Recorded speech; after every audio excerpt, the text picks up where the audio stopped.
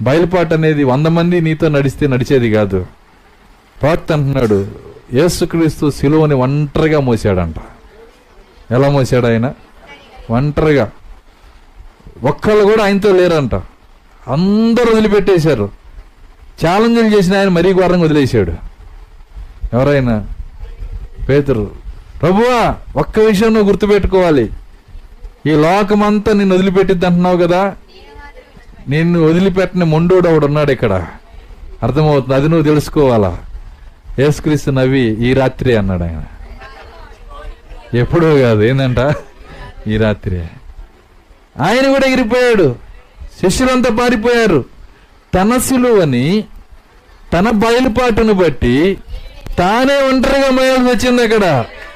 ప్రవక్త అంటున్నాడు, ఈ రోజు నీ జీవితాన్ని కూడా నీవే ఒంటరిగా మొయ్యాలి. వాళ్ళు వస్తే మోస్తాను,